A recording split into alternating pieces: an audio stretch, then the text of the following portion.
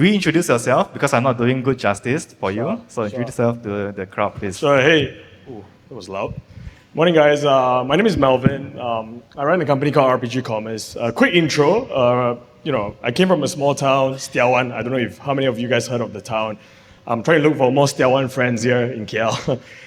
Spent about almost 8 years abroad in Melbourne, 7 in Melbourne, a year in San Fran before I came back in 2018, 2019.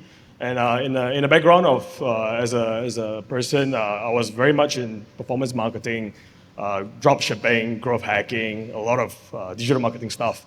That was between 2015 to 18. I did a bunch of drop shipping stuff. So it was all on creative performance, very driven on like creative play, right? And then just driving ad dollars. And at one point, we were the third largest Facebook spenders in Malaysia. This was 2017, 18. At a peak, we were spending about $3 million US a month. And it was equivalent to AirAsia kind of marketing budgets at that point. So that was the background. And then we went through a whole phase of like drop shipping took a crash in 2018, 2019. And we were like, hey, we made money off drop shipping. What should we do? And we went into building consumer brands. So we went into building brands like today we have brands like Montego, which is predominantly here in Malaysia, Cosmic Cookware, 1000 Miles, Bottoms Lab, Comfort Republic, and a bunch of others. So the whole engine and the goal was built behind the same fundamental of using the same playbook, the same gameplay, but the same ecosystems of supply chain at the back of it. So that's how we went into it. 100% digital business since 2018 to 2022. COVID came, we all took a huge bump. And then of course, post-COVID, we took a big crash, right? Like 40% downturn. And then we went into retail. Today we have about 35 retail outlets, 20 over in Malaysia, 6 in Singapore, 3 in Australia, and coming up in UAE and GCC. So as a business, we are quite global. We're about 70% outside of Southeast Asia, 30% is in Malaysia, Singapore, 70% is still predominantly Australia, US, Middle East, and quite a bit. So very much of building a borderless kind of business. And 9-figure, yes. Last year we turned about 200 over million as a company across multiple brands added together. But happy to share. Just try to be very raw here. Ask me toughest questions. I'll tell you where we burned money, where we lost money, and where we made money as well. So yeah. Oh. Okay. So we're going to put up the questions later on, right? So if you already have the QR code, please go and your questions. We'll put up. I have my set of questions, but we'll jump to yours in a while. Okay. You mentioned drop shipping, right? How many of you here do any sort of drop shipping right now? This is a quick one. And he said dropshipping is dead. No, it's not dead. I mean, it depends on what kind of skill you want to build, right? Okay. I mean, today we run a team of, in back office, we are about 120 people we are based out of Uptown, PJ. Retail, we're about 200 people. So net, entire core is about 300 people. I can't be running a dropshipping business anymore at this scale. It's tough. Yeah. All right. So eventually you have to build a brand. Essentially, yeah. Okay. All right, so you mentioned, let's go back into RPG Commerce, right? You mentioned that you have reached that milestone of like the 9 figures, right? So what was like I know there are many factors, but what would you say is like the biggest factor that attributed to that success? We're all entrepreneurs, right? How many of you guys here are entrepreneurs or have a brand or starting a brand? Show of hands. It's the majority of them, right? Yeah. I think, how we got here today, honestly, I had no idea how we got here. It was just a lot of greed, a lot of like trial and error. I'd say, a lot of experiments that went in place that got to where we are today. Back then we were purely performance marketing. So it was all about creative testings. We have like teams of 6 different pockets of production team that created 6 different angles on like weekly basis that just launched a bunch of creatives in the market and sort of figure out what works, what sticks, and sort of launch into the market, right? So I think that's what we did in the really, really early days. And that got us to probably about 40 million in top line, in terms of US dollars, 40 million in our earlier days. And then of course, post-COVID, we crashed by like 40%. And then now we're back on track again. So I think how we got here was just a lot of testing. And of course, each of the tests was very focused tests with very clear North Star of what we were trying to achieve. All right, so you mentioned earlier that we can ask you on what you wasted money on, right? Sure. So aside from the crash, which is understandably, during COVID and all, right? What you waste most money on, like marketing dollars, money wasted? I hired I wasted a lot of money on agencies, right? No harm, no discriminations. When I think so we are a VC-funded company. This was back in 2021. We raised a ton of capital. As a company today, we raised about almost 35 million US.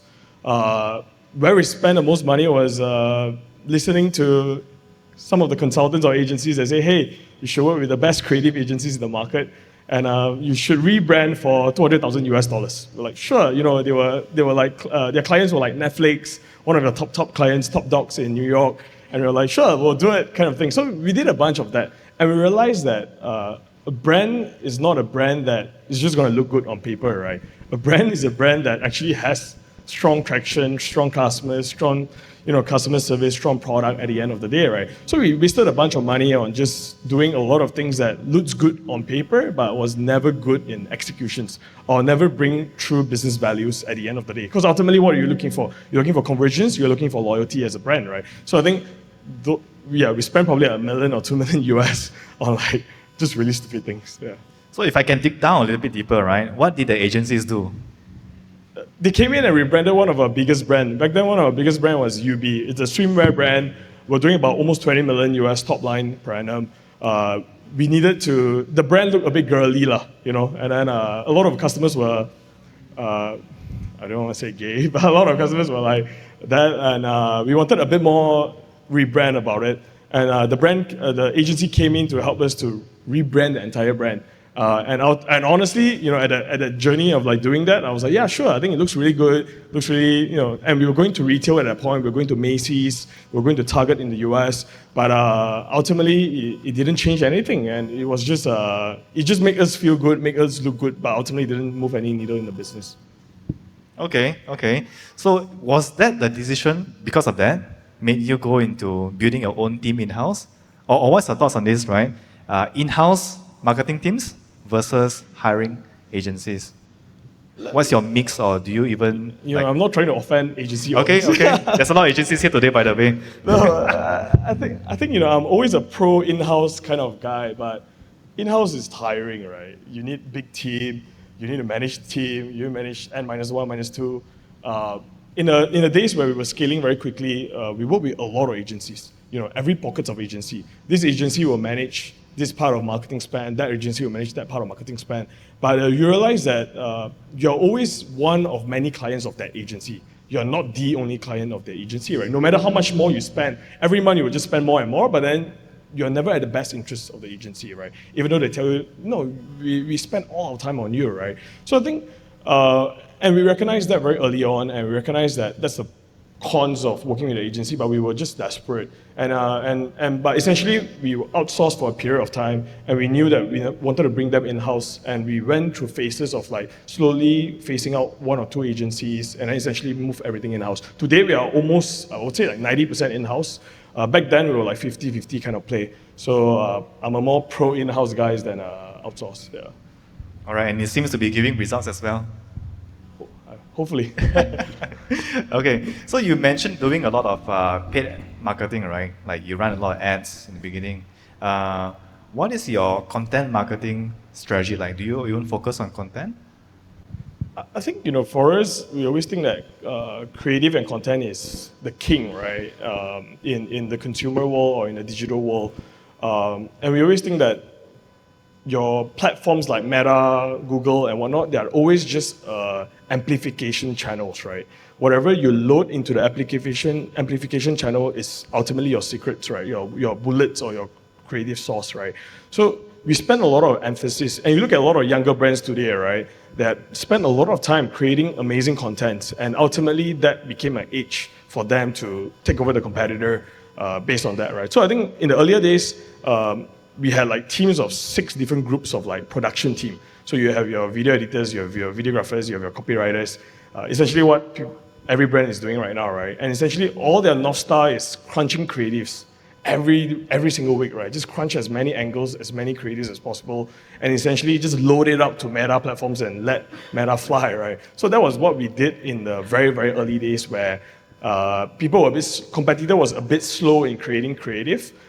People were a bit slow in like thinking about what kind of hacks you can make in your creatives and whatnot. So we did a lot of that in the earlier days. Yeah. Right, okay. Sorry. So when it comes to advertising, right, I mean, you mentioned doing your creatives and all that. You have advertising, you have like video teams and all that.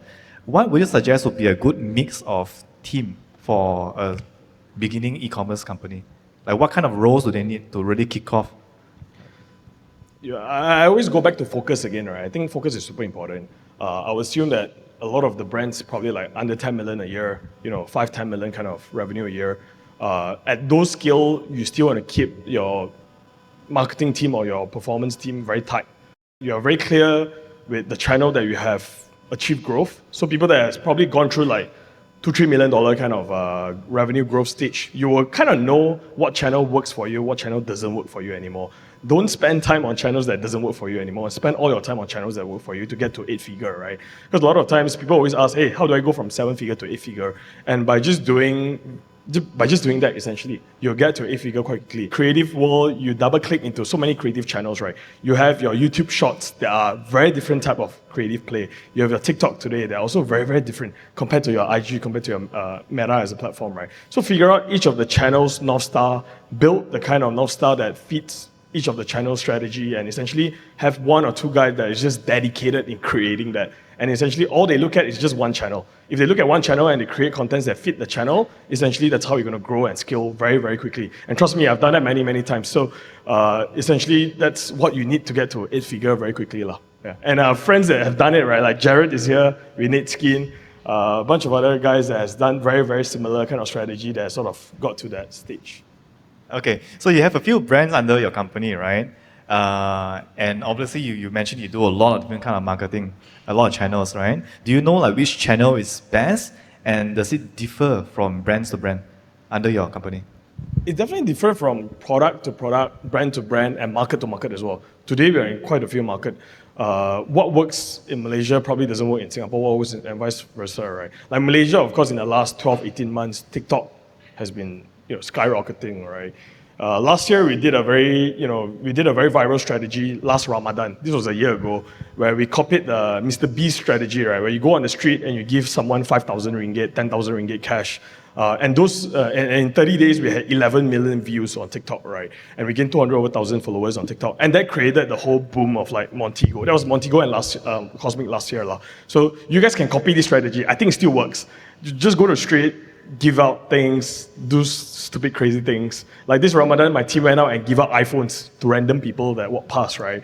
And those kind of content really generated a lot of eyeballs. And ultimately, of course, they were all on calculated basis, right? You know how much you're paying per impression, your CPC or CPMs on Facebook and Meta. Essentially, you translate that into a number of views that you are going to get from TikTok. And all these were all organic views, right? So that's just the top funnel. But of course, at the back of it, you also do a bunch of TikTok Live. TikTok Live is huge right now in Southeast Asia, right? Or here in Malaysia. And it's a very numbers game. The more hours you do, the more potential you're gonna achieve, right? So it's a no-brainer, like 1 + 1 = 2 kind of game, right? So just do a lot of that. That has been a kind of growth in the last 12, 18 months as well. Yeah.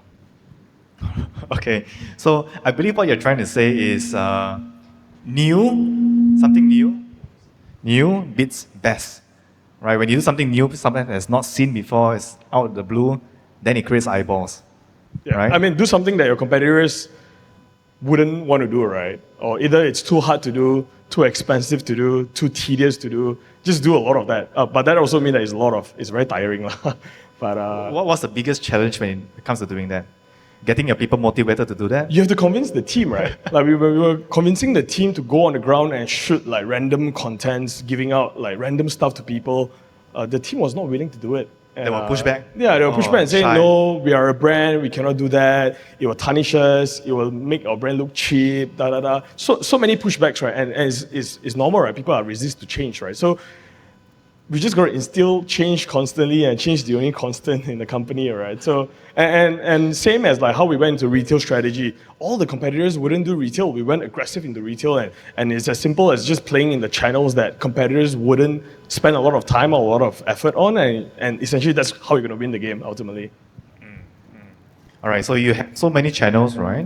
I'm curious how you do your attribution, your data attribution. Like, how do you track? I used to be a super performance marketer, right? Every morning you wake up, you look at attribution dashboards. Hey, what's your each of the channel dashboards?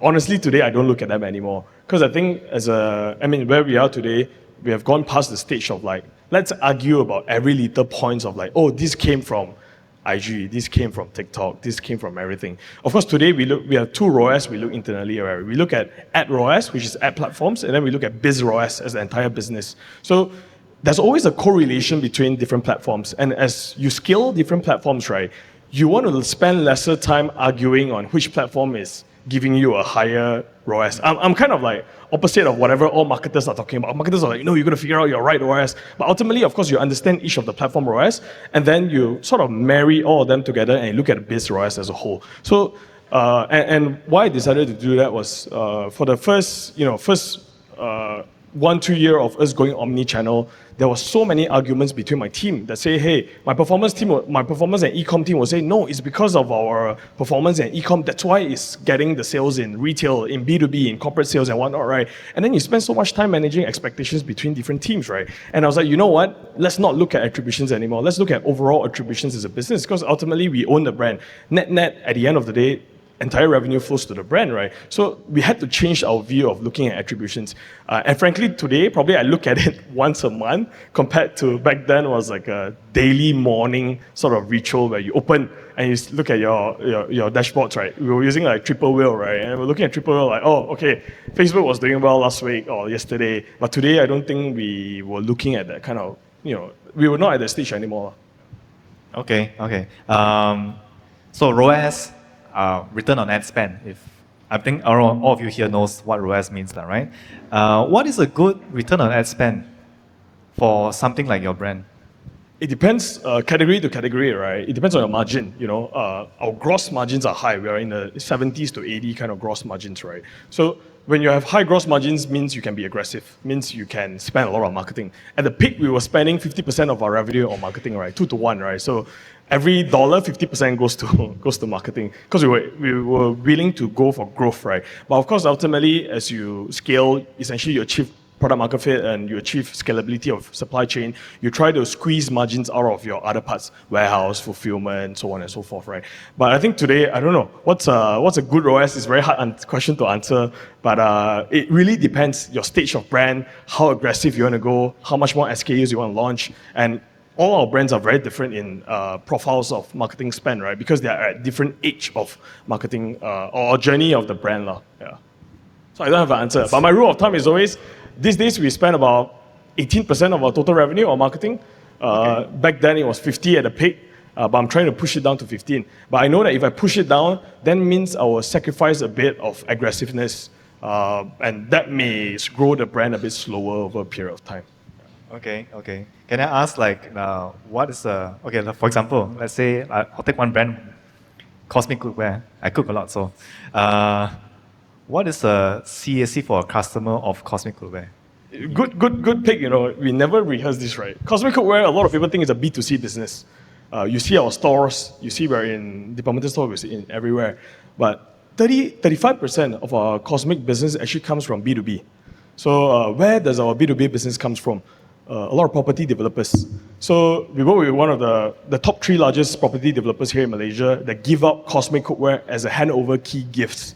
When you buy a property, you hand over a key, they either give you an oven or they give you whatever, right? Last whole year was all Cosmic Cookware, and we were able to sell probably about 100,000 units of just purely on units of Cosmic Cookware on purely on developer basis, right? So, but we wouldn't get there by just doing that. We had to build the brand very much of a B2C kind of player, right? We had to go into retail. We work with guys like Cairo Aming, and he was like the face of the brand. We paid him almost $1 million to do all of that, right? And he just constantly became the face of the brand. But a lot of people think that it comes from our business mainly work from B2C, but no, we were not in B2C business as a Cosmic. It came from a B2B business, right? So that's how essentially we look at marketing today as well, that we do not want our entire business to just purely come from B2C, and it's a combination of B2B to C. And I think essentially that's how you stack your revenue stack to have a bit more healthy margin profiles, right? Certain channels you will have lower margin, certain channels will have higher margin, but net you're on a higher trajectory, right? So I think that's how we look at Cosmic as a whole. So if you ask me, Cosmic marketing spend was very low because we had very high ticket B2B orders, right? And these high-ticket B2B orders are like 7-figure B2B orders per customer, right? Then it sort of defy the CAC entirely, right? Then the CAC is like irrelevant already in this process. Yeah. Okay, so CAC, CAC, customer acquisition cost, right, is very often tied with lifetime value, customer lifetime value, right? So we measure, like, how much it costs us to acquire a customer and how much a customer will give us in the whole lifetime of staying with us, right? So we talk a lot about acquisition, right? But what about retention? Do you do a lot of retention strategies, and what your strategies look like? Definitely, I think the default retention is always product launch, right, or SKUs launch. But again, retention is very category by category again, right? If you have a high ticket AOV, let's say your AOV is at 600 ringgit, of course your retention may be a bit slower because your cycle of purchase may be a bit different compared to an item that is like 30 ringgit, for example, 30, 50 bucks. So for our smaller ticket item, we rely a lot on product launches, drops. Like one of our brand like Montego, we do a lot of drops, new colors, new capacity, new partnerships, new collaborations, just a lot of drops, and turn it into like a novelty item in certain way that people just come back and buy over every now and then, right? But of course, on the other hand, we have a brand called 1000 Miles, which is a travel luggage brand. Each purchase item is like 1,002 ringgit. Then Cosmic is about 600 over ringgit per AOV, right? Then the cycle will be a bit slower. We wouldn't then we will be aiming at first purchase profitability versus a retention kind of play, right? So it's a very different strategy compared to what's your AOV, what's your type of product, what's your type of category, and it varies across the entire category quite a bit. Yeah. Interesting. All right, so as we know right now, right, the e-commerce space is kind of like crowded in a way. Would you agree?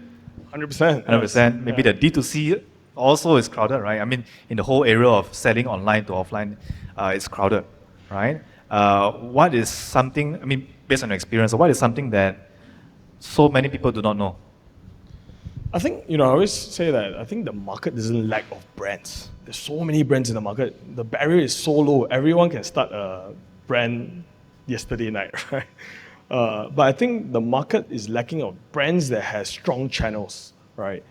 You think about I always use Coca-Cola as the classic example. Do you think Coca-Cola is the most tastiest drink in the world? I don't think so. Or Red Bull, right? As one of the biggest brands in the world. But what it has is they have so strong distribution channels, right? The study of Coca-Cola is that every 120 meter radius, you'll find a Coca-Cola, you have access to a Coca-Cola can. And I think that's the power of like distributions, right? No matter how shit the brand today is, they'll be fine because the distribution points that Coca-Cola has is never gonna go away overnight, right? And it's the same as brand. A lot of people are only focusing on online today, online, right? But of course, getting to offline is a whole different game. But it's always thinking about how can you get into the distribution channels that the other brands won't get in, which is the toughest gameplay, right? Like getting into offline, getting to retail, getting to B2B, getting to corporate sales, right? It's a very different kind of gameplay versus your online, right? But you think about it, you're using a lot of online dollars to drive the awareness and drive the social proof of the brand, and essentially all these other channels will digest the sales and the conversions that are happening in every pockets of channels, right? And you look at Malaysia today, out of 100% of our retail, it's only 7 to 8% is on online. 92% is still on offline, right? So, but within the offline category, there's still so many pockets of consumerism that exist, right? So you got to figure out where is your pockets that you have not discovered, discover them, double down on them, and you'll find growth from these channels. So just do something that your competitor or your brand essentially are not doing, or very tough to do, very hard to play. And you play that, and most likely you will win. Yeah. All right, so if I had to summarize what you said, right? Best known beats best. True? Like McDonald's is everywhere, Coca-Cola is everywhere, right? Best known beats best. Every time, everywhere. Yeah. Okay. It's like kind of like P&G strategy, right? Yeah. You go to the aisle of FMCG, most of them are P&G and Unilevers, right?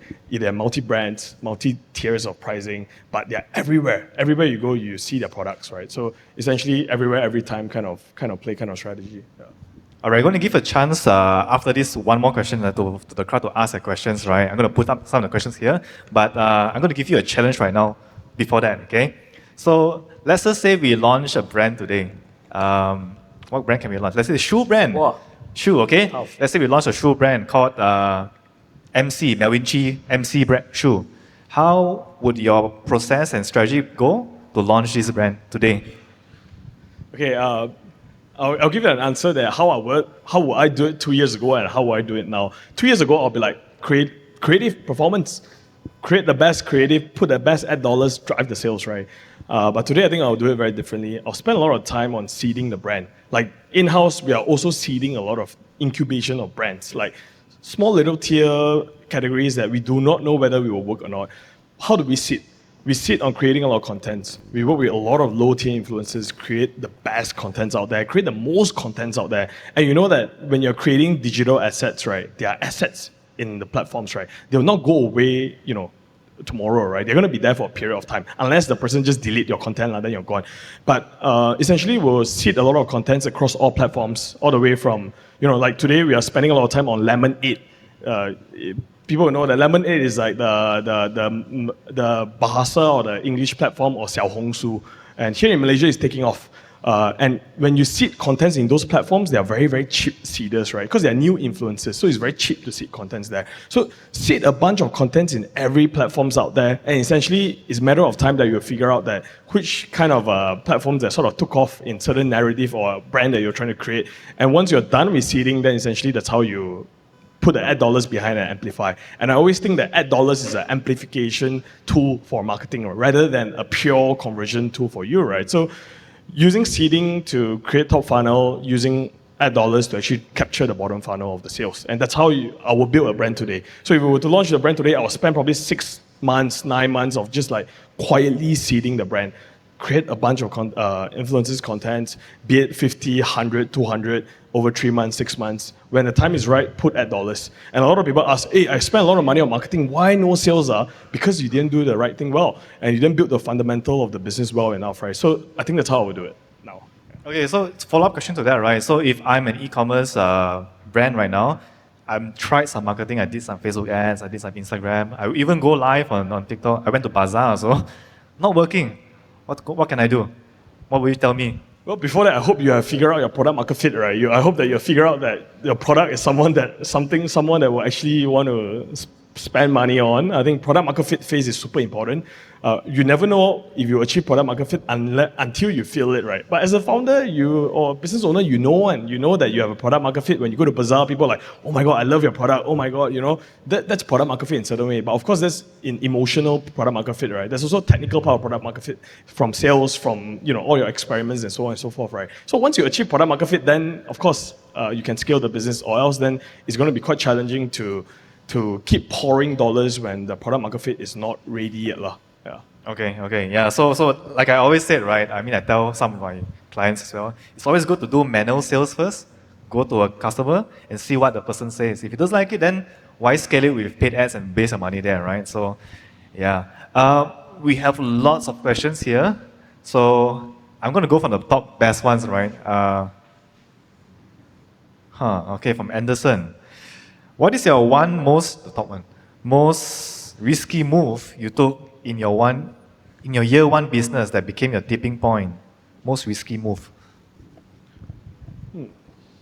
Most risky move? Good question. I think in the earlier days, we were very desperate for sales. Of course, you put all your money in marketing.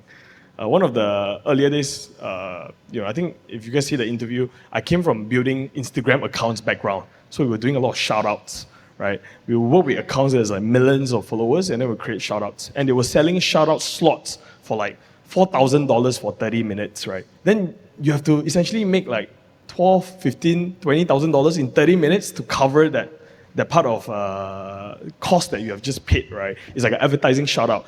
So I think in the earlier days, I was a big gangbuster. I was like, whatever, just go and try for it. So I started a business with $3,000. This was back in 2015, right?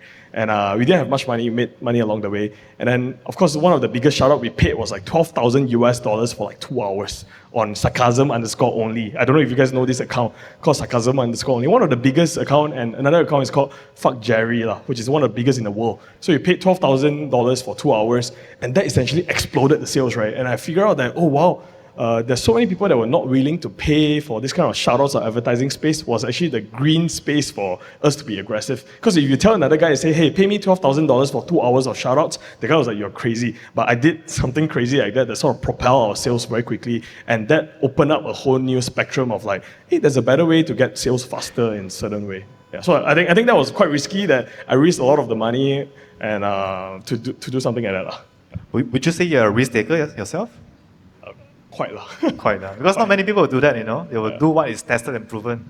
It's the same. It's the same as how we did retail, right? I don't know if you guys seen our retail in KLCC. We launched our first retail store in KLCC, flagship store. I didn't believe in retail. I went into retail. We spent 400K on the capex to build the store without knowing whether it's even going to work, right? And then the team was like, no, we got to. Then we did a grand launch, right? In the same grand launch, we spent 300K ringgit one day just to launch the event, right? Net, I was down 700K, right? And I was like, should we do it? I was like, I don't know if we should do it, but when we did it, it created a whole different buzz, and that's why we went like gangbusters last year and opened up 30 outlets in Malaysia, right? So I think I mean, certain risks, you know that it's calculated risk and worth doing risk, then you just got to go for it. Yeah. Okay. The audit's not giving you a chance, you know, so is RPG Commerce a profitable company? We have been profitable all along until post-COVID 2022. We burned a ton of cash in 2022. That's why we raised a ton of capital. 2022 was one of the toughest years, I would say. You know, we were down by 40% as a company. Our OPEX and CAPEX continue rising at that point. Last year, we had to make a lot of cuts. My team went from 160 people at the peak down to about 120 today. And probably we will stay around that size for a period of time. We went into the whole strategy of being mean and lean, right? Everything that is outsourced, cut. Everything that is like external budgets, cut. Just cut like crazy, right? And we got into profitable last quarter, Q3 and Q4, last 2 quarters that we got into profitability again, right? Which is a big play for us. And now I think we went through that whole phase of like being bootstrapped, very profitable business, raised VC money, crashed a bunch of cash, and then we're coming back to the old days, but now with a stronger foundation and capital again, right? So I think it's a very different kind of life that we went through and as a stage of company, but it's the journey that we signed up to. Yeah. But can you tell us a bit of what happened in 2022? Like why did you... Okay, what made it? Yeah. You think about it, right? Everyone had very good growth in 2020 and 2021. COVID growth. You 3x, 4x, everyone is minimum 3x. You 3x your revenue. We went from like probably 12 US to like 30 over US top line in like 1 year, right? And essentially as a consumer business, you buy inventory upfront, right? You buy 3 months, 6 months upfront inventory. But you think about it, you go into 2022, right? You were projecting your sales in end of 2021 or like Q3, Q4 2021 when the hype was still very high. No, we can 3x next year again, let's go. And then the team was like, yeah, let's put more budgets on marketing and everything, right? Because when you're high in emotions, you are like that. So it's like a crypto on bull run right now. Everyone's just pouring money in, right? So that's what we went through. But early 2022 came. We realized that the market tanked. You know, COVID was over in the US towards the end of 21, but our inventory has been ordered already. You already ordered your inventory with your suppliers. They were on the sea already for the next 2 months to reach your warehouse, right? But you can't pull the handbrake in time. As a consumer company, usually 3 months lead time, 1-2 months on the sea. Net is about 5-6 months of planning upfront, right? So, but by the time you realize you are reacting 6 months later of your game, and essentially you realize that you went from holding 4 months inventory. When you drop by 40%, you go 8 months, and then the team doubled the sales, wanted to go for double projection, you hold 20 over months of inventory, right? So what happens when you hold 20 over months of inventory? Your inventory was sitting in the warehouse. What does that incur? Warehouse cost goes up, right? We were, because all our warehouses are all 3PLs, right? So we were going in and negotiating with our suppliers and say, hey, next year we're going to go more aggressive in 2022. Get a bigger warehouse space. We're going to come and grow together with you. So we went on all these conversations, right? And guess what? 2022 was a year that everything just crashed, right? So, and ultimately, your cash is stuck in inventory.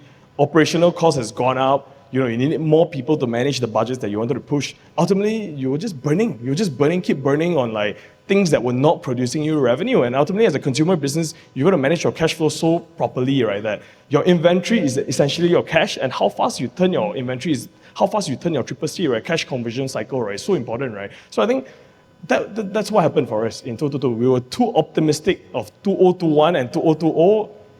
Projections, and 2022 was down by 40%. So ultimately, you had double whammy, right? And on top of that, 2022 was the year where advertising costs shot up, everything shot up in that year, right? So it was a triple whammy for the business. At the peak, we were burning $800,000 a month. Every morning I wake up, it's like $26,000 is gone. Every single morning, right? It's such a depressing stage of life, right? But I'm glad we went through that, and I'm glad we learned from that.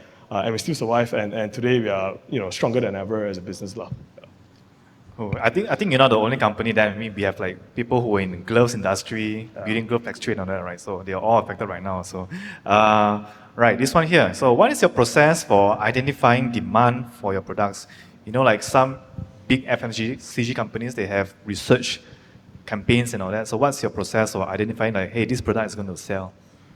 Okay, I'll tell how we did it. So we have two ways, right? One is I don't know if you guys know Jungle Scout. It's a SaaS tool. A lot of time back then we were mainly US market, so we wanted to know what are the moving categories on Amazon. So you go to Jungle Scout, jungle as in like Jungle Scout, SCOUT. It's a software that you pay to understand what are the moving categories on Amazon at that point of time. Where are and they are drilled down to the inventory volume of the ports. So like LA ports, New York ports, you get the number of shipments that certain brands are bringing in. So you know where the category are moving. So we were very data driven in the sense of looking at those things. Because I'm a big fan of addressable market. If you go into a category, you have to go into a category that has a huge addressable market. If it's of course, ultimately you start as a niche and then you go a huge addressable market. But if you start off as a very niche addressable market, then you're always going to be a small business in a certain way. Nothing wrong with that, but it's just personal choice, right? So we went with that, look at a lot of data of like where are the categories are moving. And then secondly, I used to not believe this, but then now we spend a lot of money on that, Nielsen's research. So you know that one of the biggest research tool out there is Nielsen, NIELSN. You pay thousands of dollars for a report to look at 5 years kind of trajectory of like certain, but it's so detailed, right? It will tell you like the number, what are the departmental stores that are moving certain categories in a certain country, where are the growing trends, what type of SKUs that are moving. So we look at all these things quite closely today at the size of a business. But when we were smaller, I don't know, honestly. But today we are, because essentially when we go into a new category, we're going to pour a lot of money in. So if we pour a lot of money in, I better make sure that we make very good informed decisions. Yeah. That's true. Let's go to the next one here.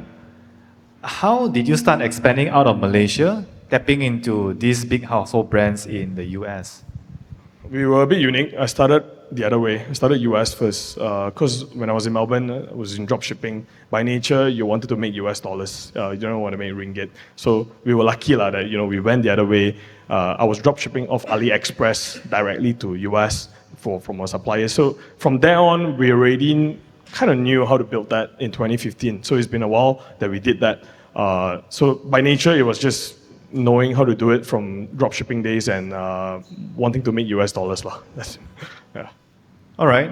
I think there's a lot of questions around how you structure your brands and teams as well, right? So like this one here, do you put all your brands under one company, sharing all the resources and main management team? Okay. We went through a lot of structural changes. And as a company that we grew from 10 people to 30 people to 50 to 80 to 120 to 160 at the peak, it was super messy. We used to build like a shared ecosystem of like, okay, everyone is shared. Then each of the brand has like their own brand managers, and then everything is shared in the sense. But we realized that things became so silo when teams started growing, people were not talking to each other, project management tool was all over the place, and we went through that during the toughest time, which is 2020, 21, 22 sort of stage, right? And then I decided to scrape off, and the whole point of doing that is that at one point I was managing too many direct reports. At one point I had like 14, 15 direct reports that speak to me, and it's impossible to manage 14, 15 people. Your whole week is just on catch-ups and you're not spending time on the business anymore. So in end of 2022, early 2023, I scraped the entire structure of the company and we changed it into an agency model. So we built agency within the company. So today, the team is structured where the creative is a creative agency. I have only one creative director that manages the company. I don't deal with anyone that she hires. She's given a budget and goals that she needs to achieve, and I only had to manage her. So she's like a business unit. And then supply chain is the same. Supply chain team, customer service team, everyone is like customer service is like a BPO service, right? So a lot of BPO services out there that supply like customer service services to all these companies. So we built each of the pockets to be like a company within the larger company. And essentially, I just had to manage the business units. But of course, to do that, you need scale. You need volumes and you need scale to do that. In the earlier days, it was a lot of shared, probably to like 30, 40 people. And once we passed 40 people stage, things was just way too messy. So that's how we structure our team today. The brand team is only consisting of product and brand marketers. And then of course, the e-com is within that team as well. But then anything else is outsourced within the company. There is also like an agency. So we build agency within the company. All right. Now there are a few questions about branding. All right. I'm going to combine them all. So like in your branding efforts, right, how much priority do you place on one-to-one customer engagement? And maybe you can combine that with your mistakes in brand building. Sure. Coming from a performance background, guys, I don't believe in branding last time, right? I believe in spending money, making the sales immediately. I came from that background. But we had a big pivotal in the company 2.5 years ago during the tough time, right? Because it was tough time already. You just do whatever, So I hired a bunch of beauty girls. So I hired a lot of girls from like L'Oreal, Estee Lauder. And if you look at like brands like Jo Malone, Clinique, and all these brands, they are very brand builders kind of play. Right? They go on road shows, they go on PR campaigns, they do all these things that cannot be attributed. In the earlier days, I think I resisted to do a lot of all these things because you run a roadshow for a weekend, it's 200K ringgit. It's like, it doesn't make sense to spend that kind of money, right? So I resisted a lot of those things in the earlier days and I kept pouring money into performance marketing. And that was our mistake, right? Because we know that post-COVID, everything went downturn. We were just pouring marketing dollars into a single channel, which was performance marketing. And it just didn't work for us anymore. We were hitting the cap. Every dollar that we spent, we were diminishing in returns, right? So it just doesn't make sense anymore. So I think one thing that I took the leap of faith was like, oh, whatever lah, ringgit million budget, you guys go and do it in a month and just try to do the kind of roadshows that we need to do. So we started running roadshows, like we started wrapping out combi van, go across. We started take over the shopping malls, concourse, run a big roadshow, build up those like roadshows that we use once and we throw away. To me, it's like, you can't do that, man. But then, that was what I was being taught along the way. And I think today, if you look at a business as a whole, building a brand, you can't just be a single channel brand builder, right? You build brand in all the channels that you have to build. Certain channels that probably won't give you immediate returns, like running roadshows and campaigns. People that come from FMCG and beauty background, you will know that those roadshows got no ROI, but then it's needed to amplify and empower your other channels along the way. So I think those were probably my mistakes in the last 2 years that I resisted for too long to not do it. But these days, I'm pro in spending money that is in the channels that can't be tracked. Because we know that online is such a trackable channels for us already. So when we pour more and more money into all these PR campaigns and roadshows, essentially your ad ROAS just naturally goes up. And that's the play these days as a consumer brand. Okay, there's a lot of questions. We're running out of time, but I'll go quickly. Quick fire ones, right? Okay, so in the early days, you run ads yourself and you outsource to agencies later. As an early brand, would you suggest doing ads with agencies? I mean, there's a lot of questions about agencies now because it's mentioned agencies is not something you recommend. Hey, I don't discriminate agencies. But do you pass anything to agencies right now, and what do you pass? Okay, I always believe that you got to know where you're going to spend the most money at. If you're going to spend most money on marketing, you better know about it lah. I was a performance marketer. We were spending 50% of the revenue on marketing. I better be the best performance marketer, right? So, that's my philosophy. So if you think that your business is going to be driven by marketing dollars or ad dollars, you better know it very well. Be it you want to outsource or you want to do it in-house, but you better manage it very, very closely and very tightly lah. That's my personal philosophy lah. And your thoughts on the AI in marketing? Today, Facebook ads has changed a lot, right? You are no longer going in and shifting campaigns every now and then anymore. That's all driven by AI. Creative is driven. We work very closely with Pencil.ai, which is a creative generation tool where you can crunch a bunch of creative into Pencil, and Pencil will just dissect and split your creative into multiple tests that you can run, and it's connected directly to Meta as a white label service, right? So back then we had to manually do that. We had to manually cut the video, try this video, let's see 2 days, and then we cut again. So it was less manual, but these days, those were all the AIs that the performance team are using lah. All right, we have run out of time, but I'm going to give you what is your last one advice you would tell people here? I always think building consumer brand is tough. Very, very tough. It gets tougher and tougher over the years. But it's not the end of it. Consumer is going to be there forever. But I think focus is very important. I was very distracted in the earlier days when we had a lot of capital. We try to do everything. I think if it depends on where your stage of business is. If you're in the earlier stage, just focus. Focus on channels that has generated you margins, generated you sales. Just do it damn bloody well, and you'll grow, right? So, and I'm always a big fan of like, let's throw a lot of spaghetti on the wall and let's see which one stick, and then we will go double down. So that's what we did in the earlier days. We spread a lot, but then ultimately we retract and just focus on two things and just double down on that. So that's my advice in building a consumer business. There's always consumers in the market. Consumerism is a huge market out there, but focus is everything lah. Yeah. Thank you, Melvin. Hey, thanks. Give it up to Melvin. I hope it has been helpful.